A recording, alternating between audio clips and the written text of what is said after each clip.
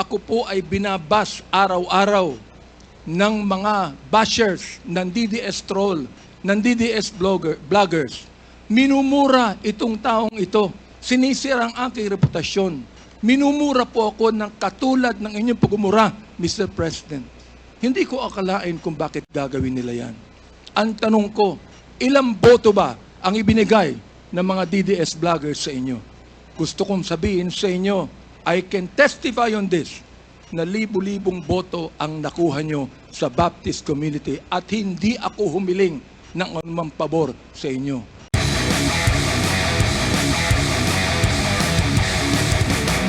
Maraming salamat po, Mr. Chair. Dahilan sa Tagalog po ang inyong opening remarks. Hayaan po niyo ko na mag-English naman. Sapagkat mayroong isang abogado dito, ininsulto ang isang member ng Quadcom na hindi raw marunong mag-English. Gusto ko pong sabihin sa abogadong yan na ako po ay marunong mag-English.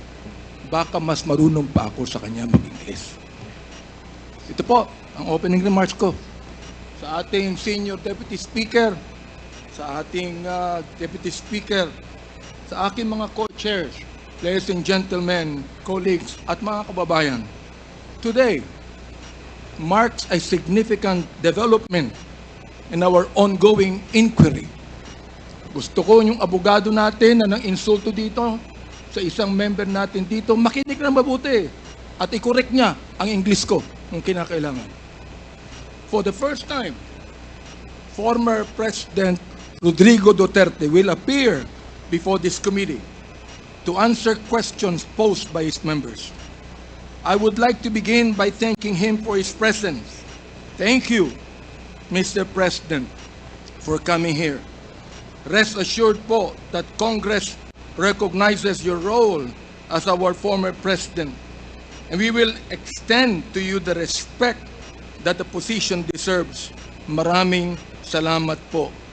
Respect, but not deference, Mr. Chairman. However, my friends, colleagues, let me draw a clear line here. While we should be respectful, we cannot be differential. Mga kababayan, watching today with us, it is important to stress that respect and deference are two different things. It is vital that we, as representatives of the people, remember that distinction, because our ultimate allegiance is not to any one individual, no matter how high their office. We answer to a power greater than any president. We answer to the Filipino people and to God. As Scripture reminds us in Romans 10:3, and I quote, "Since they did not know the righteousness of God and sought to establish their own, they did not submit to God's righteousness." Our fidelity belongs to the Lord alone. Our mission is to seek the truth, and we shall not be swayed from that path. As we have said time and time again, we have organized this inquiry with a solemn purpose to recommend avenues for justice to be served, seek accountability, and uncover the truth as we adhere to the rules of inquiry in aid of legislation. And inherent to this is our moral obligation to stop the vicious cycle of extrajudicial killings against our people who cannot defend themselves, to stop the blatant violations of our Constitution and our laws by scheming individuals and criminal syndicates, and to abate the social menace of illegal drugs. It is our sincere hope that the former president's presence here today will aid this objective, not hinder it. Today, we ask everyone here, including the former president, to speak openly and honestly, as this inquiry's goal is not to cast blame for its own sake, but to serve the cause of justice. Mr. Chairman, marahil po, hindi na ako nakikilala ng ating former president. Magpapakilala po muli ako. Mr. President, Ako po si Bishop Benny Abante, ang Pangulo ng Bible Mode, Bible Believers League for Morality and Democracy, na mayroong 6,000 churches sa buong mundo. Kung naalala nyo, Mr. President, bago kayo tumakbo and you were still deciding to run, I was invited by a common friend to meet with you. And we did at the Fairmont Hotel in Makati. I hope that you would remember that. With me are two pastors. And we prayed together. I prayed for you, asking the Lord to give you the right decision to run for the presidency. I do not know you from Adam, Mr. President.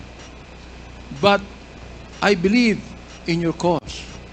I believe in your plan.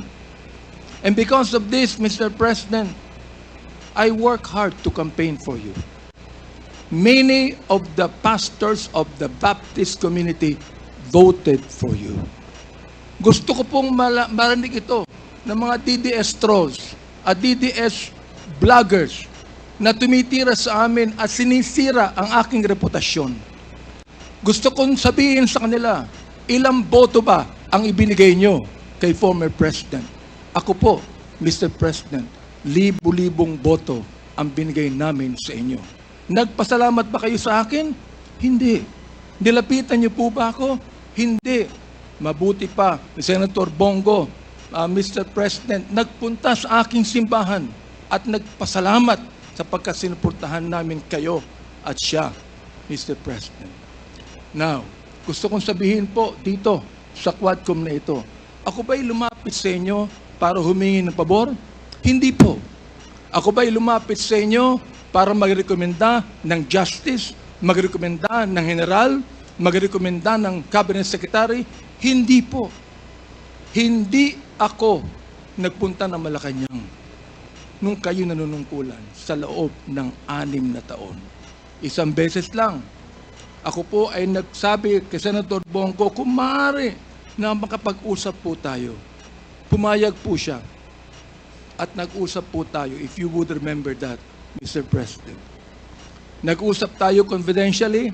Ano pong ginawa ko? Binuksan ko po ang Biblia. Ipinakita ko sa inyo na walang ibang tagapagligtas kundi ang Panginoong Kristo. Ipinakita ko sa inyo ang maaaring magbago ng buhay natin, walang iba kundi ang ating Panginoon. Sinabi ko sa inyo ang nakalagay sa John 3:16, for God so loved the world, that He gave His only begotten Son, that whosoever believeth in Him should not perish, but have everlasting life. Binantayan ko ang inyong panunungkulan.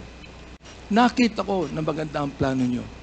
Nakita ko po, Mr. Chair, na ayaw ng Pangulo na itong bansang Pilipinas mahulog sa kamay ng mga drug lords at drug traffickers. Maraming salamat po sa inyo. Nagsimula kayo ng war on drugs. Kami mga kapastoran, believe po sa inyo, sa inyong ginawa. Sabi nyo, 6 months lang, kaya nyong tapusin ang war on drugs na ito. Inabot po kayo ng 6 na taon. Hanggang ngayon, meron po tayong war on drugs. Hindi po namin nakalain, Mr. President, na sa war on drugs na yan, mamamatay ang more than 30,000, Mr. President. Hindi ko akalain na more than 7,000 na mga drug pushers ang mamamatay sa kamay ng mga kapulisan at sa kamay ng mga riding in tandem. At sinabi po ng ating ibang kapulisan, at gusto kong sabihin, hindi po lahat ng kapulisan, sapagkat ang karamihan po ng ating kapulisan, mga mabuting tao, at nais protektahan ang bansang ito. Pero, ang ilang mga pulis pumatay po. At dito nag-testify ang ilan na mayroong reward system na inyong itinanggi nung kayo ay nag-testify under oath doon sa Senado. Ngayon po, bilang bishop po ng Bible Mode, hindi ko akalain na kinakailangan pumatay tayo ng more than 30,000 people para masugpo po ang drugs sa atin. Aba, Mr. Chair, talo pa natin ang Mexico. Sapagkat ng Mexico, nakita ko wala pang 10,000 namatay. Talo pa natin ng Colombia. Naging killing fields po ang Pilipinas nung panahon ninyo, nung kayo nanunungkulan. Naniniwala po kami na dapat hindi manatili ang drugs dito sa ating lipunan. Subalit, hindi po ako naniniwala na dapat tayong pumatay ng more than 30,000 people. Dahilan dito, pinatay si Kian Alejandro. Ano ang kasalanan niya? Pinatay ang isang 3-year-old na bata na nahagip ng stray bullet dahilan pumatay sa isang drug pusher. Pinatay ang 9-year-old na bata doon sa Caloocan, Mr. President, Mr. Chair. Ang kanyang bala ay nandun pa sa kanyang katawan nung siya'y nilibing. Subalit anong sabi ng funeral service? Siya po'y namatay dahil sa pneumonia. Pinatay po ang isang driver ng tricycle driver sapagkat sinakay niya ang isang drug pusher. Yung drug pusher pinatay, pero yung driver ng tricycle pinatay din, Mr. President. Hindi niyo po alam to. Hindi niyo po alam to. Ngayon, meron pa. Meron pong isa, dahil sa tokhang kumatok sa isang pintuan, hinanap ang isang taong nagngangalampilo na isang drug pusher. Hindi nakita. Pinatay. Yung pinagtanungan. Yung pilo, buhay pa, Mr. President, Mr. Chair. At naglalako pa, palagay ko, ng drugs ngayon. Hindi ko po maintindihan to. Hindi ko po maunawaan kung bakit ganon. Samantalang sinuportahan kayo ng maraming pastor ng Baptist community. Ang ilang mga kapastoran po nandito. At ilang mga pastor namin nanonood ngayon at pinapakinggan ang aking tinig, Mr. Chair. Ako po ay binabas araw-araw ng mga bashers ng DDS troll, ng DDS vloggers. Minumura itong taong ito. Sinisira ang aking reputasyon. Minumura po ako ng katulad ng inyong pagmumura, Mr. President. Hindi ko akalain kung bakit gagawin nila yan. Ang tanong ko, ilang boto ba ang ibinigay ng mga DDS vloggers sa inyo? Gusto kong sabihin sa inyo, I can testify on this, na libu-libong boto ang nakuha nyo sa Baptist community at hindi ako humiling ng anumang pabor sa inyo, Mr. President. In fact, kung naalala nyo, Mr. President, sinabi ko kay Senator Bongo na nais kitang imbitahan sa aming selebrasyon ng National Baptist Day, Mr. President. Dihindo ko lang po yung pakikipag-usap na ito ni Delga sa ating presidente para po makapakinig po sa akin ng tama. Inimbitahan ko kayo. Nagpunta ho kayo, Mr. President. Doon po sa SMX, nakita nyo ang 7,000 na mga Baptist leaders na nakinig po sa inyo. Sa inyong speech, Mr. President. Oo. Doon po sa speech ninyo, sa harapan po ng mga bishop at ng mga pastor, nagmumura kayo. Pinagbigyan po namin kayo. Kahit na hindi maganda sa amin makarinig ng mura, pinagbigyan po namin kayo dahil kayo ang Pangulo at dapat namin kayong irespeto, Mr. President. Andito ho ako, nakaupo sa harapan nyo. Nagpapasalamat sa pagkakataong ito na masabi ko ng buong katapatan sa inyo ang ginawa ng more than 6,000 na mga kapastoran ng Bible Mode para sa inyong eleksyon bilang Pangulo ng Pilipinas. Nung akin pong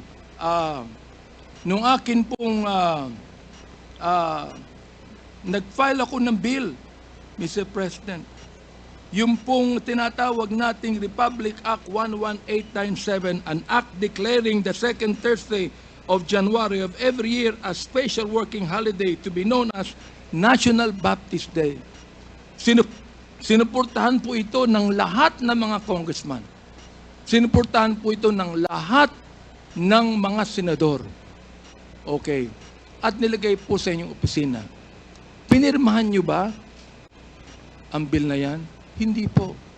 Naging batas yan because it lapsed into law after 30 days. Pero, okay lang po sa amin yun. Okay lang po sa amin yun. Yun na lang siguro ang maaaring pasalamat ninyo, Mr. President, sa amin. Bilang pagboto namin sa inyo ng mga libo-libo mga Baptist leaders at Baptist members sa buong kapuluan. Hanggang ngayon, nirerespeto po kayo ng aming kapastoran. Hanggang ngayon, pati yung kapastoran po namin sa Mindanao, ginagalang kayo. Marami kami pastor sa Davao na ginagalang po kayo. Bakit po? Sapagkat kayo ay naging Pangulo ng Pilipinas.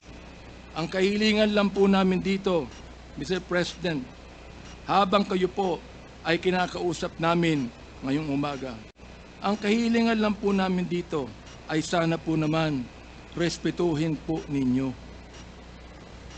ang Quadcom hearing na ito sa pamamagitan ng hindi paggamit ng mga vulgar words, Mr. President. Sapagkat gusto kong sabihin sa inyo bilang warning na kapag kayo po ay nagmura sa Quadcom hearing na ito, I will make a point of order on you. Meron po akong batayan na batas sa tinatawag po nating disturbance of proceedings. Gusto kong basahin doon po sa Psalms 109, 17 to 18 and 28. Hindi ko alam kung naniniwala kayo sa Diyos. Hindi ko alam kung naniniwala kayo sa Biblia. Samantalang sa isang pagkakataon, tinawag niyo ang Diyos na stupid, Mr. President. Tinanggap po namin yan sapagkat kayo Pangulo. Oo. At nagpapasalamat ako. Hanggang ngayon po, buhay pa kayo. Kahit na po tinawag niyo ang Diyos na isang stupido, Diyos. Oo. Hindi ko alam kung katanggap-tanggap yan sa lahat na mga nakikinig sa akin ngayong umaga. Pero ito po, gusto kong basahin sa inyo bilang isa rin namang warning. Sa wikang Tagalog, babasahin ko. Sapagkat iniisip niya, ang manumpa, ang magsabi ng masama, kaya darating yaon sa kanya, sapagkat hindi siya nalugod sa pagpapala, kaya't malayo yaon sa kanya. Dahil binihisan niya ang sarili niya ng pagsabi ng masama o pagsumpa na gaya ng kanyang sariling damit, yaoy papasok sa kanyang kalooban na gaya ng tubig at gaya ng langit sa kanyang mga buto. Hayaang sumumpa sila. Hayaang sila ay magmura. Ngunit magpala ka. Ang kahilingan po namin ngayon, Mr. President, sana po, imbis na mura ang marinig namin sa inyo, sana po, bigyan nyo kami ng pagpapala sa Quadcom na ito. Sapagkat hindi personalidad ang tinutukoy namin dito. Ang tinutukoy po natin ito, issue na kinakailangan po natin tuldukan sapagkat ito po'y kailangan ng ating bayan. Kapag sila'y bumangon, sila'y mapapahiya, ngunit ang iyong lingkod ay magagalak. Yan po ang sinabi sa Salmo, Mr. Chair, Mr. President. Salamat po sapagkat hinayaan niyo ako na magsabi sa inyo ng buong katapatan na walang halong anumang pagkukunwari, Mr. President. Ginagalang ko pa rin po kayo. Hindi po dahilan ay kayo, kundi dahilan sa minsan naging Pangulo kayo ng Pilipinas. Kaya nga po ang aking opening remarks is what? Respect, not deference. We are not here to give you obeisance. We are not here to give you obedience. We are not here to submit to you. We are here as equal members of this House, Mr. President, Mr. Former President. You are now a private citizen. And I hope and pray that you would give us equal respect as we give you equal respect today. Maraming salamat po, Mr. Chair. Thank you, Congressman Abante.